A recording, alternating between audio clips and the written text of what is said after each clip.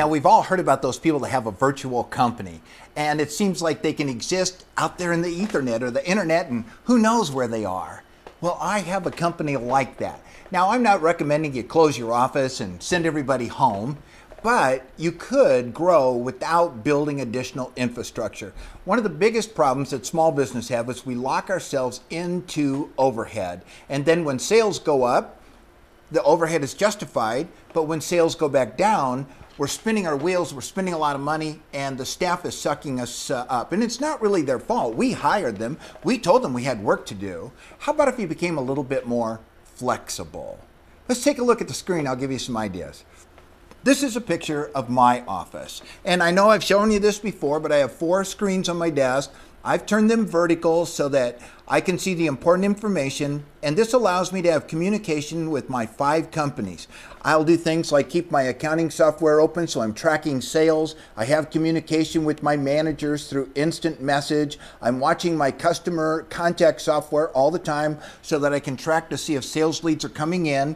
I'm actually watching analytics on Google so I can see that we're doing the right things each day to bring business in. Of course, if I have any banking issues, I've got my banking site open, and any production work on making sales presentations, etc. I'm working on all of this at one time. Now, you may not need to go to 4 screens, but you will need to use delegation magic, and here's the reason why.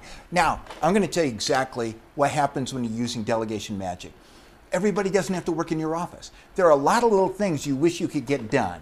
Maybe use somebody to run ads on Craigslist or eBay or Amazon. Maybe you'd like to have somebody who just calls bad checks and asks them if they're going to pay the bill.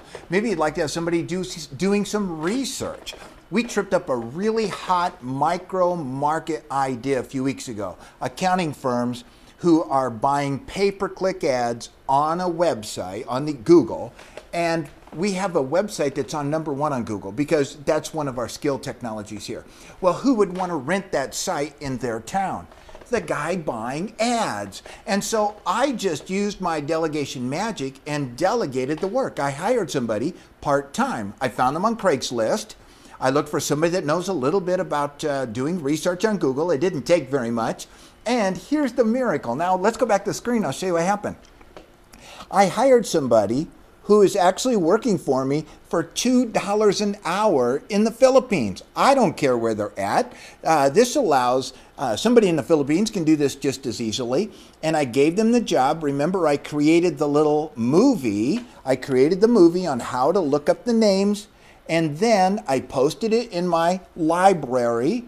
I hired this person. I said, I want you to look up the names of every town. And they simply go into and they type outsourced accounting, Carlsbad, California. Outsourced accounting, Houston, Texas. And guess what happens? The people that are buying pay-per-click ads pop up on the right. Well, those are my very best prospects. They're probably spending $20, $30, $40, $50 a day, and if they get 1 lead a month, they're lucky. And I'll put them in the #1 spot of Google for $100 a month. So I micro-target my marketing. Now, would you ever get around to doing that? No, and you know why? Because you're so busy. But using delegation magic allows me to hire staff by the hour to work on very specific problems. Now, where do you come up with a list of things that they can do? Simply start writing a list of everything you do. To start this, I had a little yellow pad sitting next to me on my desk, and every time I did something new, I just reached over and wrote it down. Called on a bad check, ordered copier supplies, and I've started writing a list of all the things I do each day. Now, what was really sad is when I got down to the end, I realized that out of a 10-hour workday, I was only working on things that make us money about 2 hours a day. That was a disaster. And so I started looking at what could I get rid of? What jobs on this piece of paper are worth less than $100 an hour, which is what I think my time is worth. Actually, I think it's worth a lot more, but let's just use 100 because that's what I hear most people say. And I looked at the list of jobs, and I started taking little jobs, writing instructions in my on-the-fly operations manual, and then looking for somebody that would like to do it. Right now, there are millions of people in the US that want to work from home, and they all have broadband, and they all understand computers. And so we can give a lot of the things we do away. Now, look at the screen, though, because this is important. Remember my little Filipino girl who's getting paid $2 an hour, which, by the way, she loves because that's middle-class income where she lives. She cannot get into marketing. She can't get into finance. She's restricted to her level 5 access, so she can look at other people's documents that are doing other work for us, but that's okay because she might have advice on how we can do something better or how she might take over other jobs for us. But she's relegated to this area and just working on her jobs. So I feel very comfortable that I can hire her and put her to work. Now, this is another thing that's really great though. What if she embellished her resume, or what if she's not giving me a good value? Remember, I can get reports on how long they spent on any task or how many transactions were done per hour. That's real simple. It's built into Delegation Magic. So what if we see she's only looking up one name an hour? You know all I have to do to fire her? I just change the passwords. We don't have a discussion. I don't have to listen to whining. I just change the passwords and she can't get in anymore. I get an email. What happened? I can't get in. We just PayPal them out and that's it. They get the message. So what an easy way. I have people in Idaho that are doing Craigslist and eBay ads for us. I have bookkeepers that are taking care of all my accounts payable and receivable. I have a woman in West Virginia who, whenever we send out direct mail, I use her return address and she goes in and changes all the bad addresses. Those are called nixies. But I've taken all these little tasks out of my office and dispersed them. Now, the really big advantage of this is that labor in your office, if you're paying somebody $15 an hour, the actual burden rate of that staff person is in the $36 an hour range. Do you know what burden rate is on the $2 an hour person? About $3 total.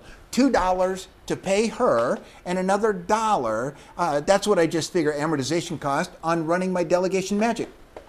What an inexpensive way to get things off the desk. But then here's what happened next. I also made another list of all the things I wish I could do. Now, built into your Delegation Magic are all the lead systems that you might be able to use in your business. And you just open a page and it's down under collaborative documents and the categories for collaborative documents. And you'll see that we have 4 categories of lead generation.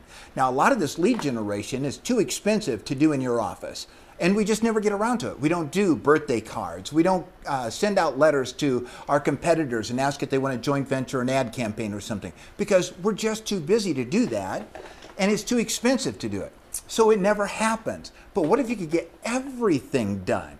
You can go to this list and you'll start looking for ways to expand your business. Maybe I need somebody to post articles on the internet, or maybe I need someone to do some research to find some hot leads that are exactly targeted to what I'm doing. All of this is possible if you're using Delegation Magic because you now are on a virtual platform. Now, just as a side note, we don't have a server in our office either. Now, the reason for that is because my office might be here in the barn. It might be at the beach house in San Diego. It might be in one of our vacation spots that we like to go to a lot. Realistically, my office is wherever I've carried my laptop and my cell phone. So we don't have any servers, so my customer contact software is in the cloud. I rent space on somebody else's server. My accounting software is in the cloud. I rent server space. I spend anywhere from $100 a month to $200 a month to rent server space for particular solutions from different service providers, but that's a bargain. Do you know what happens when you have a server in your office? Number one, you're strapped to the office. You can't leave because that's where all your data is. But number 2, if the server goes down, nobody in the place gets any work done till the guy with the ponytail and the earring shows up. Doesn't that drive you crazy? Well, that never happens to us. Everybody can work at any time. But there's one last really great benefit to using out-of-office virtual platform staff to get things done. I only get billed for the time they work.